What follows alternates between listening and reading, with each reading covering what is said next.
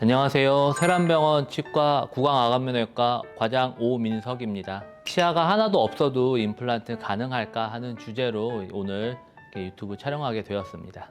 치아가 없다는 얘기는 이미 뭔가 문제가 있어서 치아를 다 뽑으셨다는 얘기고, 그럴 경우에는 임플란트가 쉽지 않은 것도 사실입니다. 예전에는 아예 그것이 불가능했기 때문에 일반적인 틀니를 사용하셨지만, 틀니를 사용했을 때 너무 그 불편감이 심하기 때문에 임플란트를 원하셨고, 또 그런 분들이 요구는 많았지만 아무래도 기술의 발달과 이런 것들이 좀 더뎠기 때문에 대부분의 치과에서는 시행하지 못했습니다.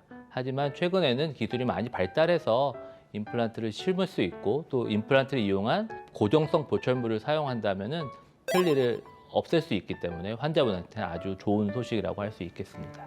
기존에 사용했던 틀니가 있을 경우에는 그 틀니를 이용해서 이제 방사선 사진을 찍고, 또 저희가 그것을 다시 복제를 해서 그것을 이용한 또 사진을 두 번 찍어가지고 합성이라고 하는데, 합성을 잘 해서 이제 계획을 세우게 됩니다. 그것을 이제 임플란트를 심기 위한 가이드가 나오고, 그 가이드를 이용해서 뼈가 좀 충분한 부위에다가 정확하게 임플란트를 심고, 또 임플란트를 심어 놓은 다음에 그 뼈가 이제 임플란트가 충분히 안착이 되면은 그 이후에 보철물을 올리는 방식으로 하게 되고, 보통은 대략 한 6개월에서 1년 정도의 시간을 계획하면 되겠습니다. 틀니를 아무리 잘 만들어도 틀니는 움직이는 그 도구이고 보조물이기 때문에 그 틀니가 완벽하게 치아의 기능을 대체할 수는 없습니다. 따라서 저장력이 떨어진다든가, 또 씹을 때 어느 한 부위가 눌려서 아프다든가, 말하거나 누가 대화할 때 갑자기 틀니가 빠져서 당황했던 경험들, 이런 것들이 합쳐져서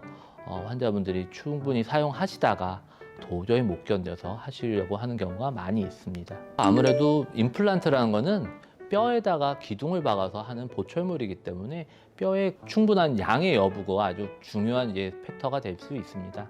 뭐 부족한 부위에는 뭐 인공뼈를 이식한다든지, 또 심하면 자각으로 채취해서 충분히 이식한 이후에 뼈가 잘 생성된 걸 확인하고 임플란트를 심는 등의 계획을 잘 세운다면은 좀 어렵긴 하지만 예전보다는 훨씬 성공률도 높아지고 또 가능성이 아주 높아진 상태라고 할 수 있습니다. 당뇨가 있으신 분들이 아무래도 이제 수술적인 리스크가 있게 됩니다. 하지만 당뇨가 있으신 분들도 조절이 조금 되고 침습도를 아주 최소한으로 한다면은 아주 못할 정도는 아니라고 생각하기 때문에, 자세한 것은 본인의 상태와 그 의사 선생님의 어떤 견해를 잘 결합해서 결정을 하는 것이 중요하다고 생각할 수 있습니다.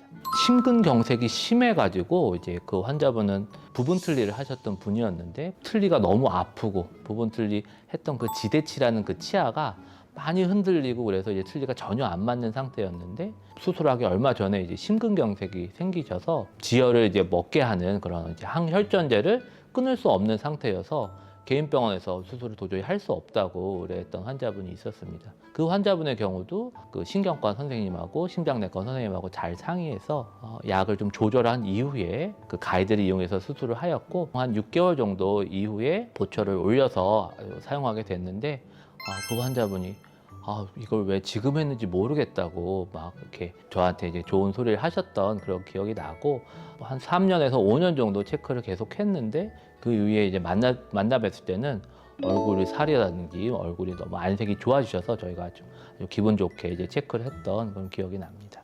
일단은 뭐 씹는 것들이 아예 비교가 자체가 안 되고요. 원래 그 틀니를 하게 되면은 이제 교과서적으로 부분 틀니는 원래 저장력의 20%, 완전 틀니는 원래 저장력의 10%, 여러 가지 뭐 비교를 할 필요 없이 씹는 것들이 다르다, 이렇게 말씀을 할 수 있고, 두 번째로는 아까 말씀드린 것처럼 어떤 발음이라든지 사회적인 생활도 훨씬 낫게 되죠. 틀니는 아무래도 좀 관리가 편한 부분은 있습니다. 왜냐하면 틀니는 바로 한 번에 빼가지고 그 틀니만 이제 칫솔로 잘 닦아주면 되지만, 임플란트를 심고서 거기에 이제 보철물을 하게 되면 음식물 끼는 것들이나 염증이 훨씬 잘 발생하기 때문에 이건 정기적으로 섬세한 관리가 필요하다고 할 수 있습니다. 그 이제 가장 큰 걸림돌이 이제 비용의 문제인데요. 국가에서 이제 보험으로 도와주는 거는 한 환자당 2개밖에 보험이 안 되기 때문에 나머지는 이제 비급여로 하셔야 되고, 환자분의 개인적인 상태에 따라서 가능 여부는 다르기 때문에 다니시는 치과에 가셔서 상의하시는 것이 중요할 것 같습니다.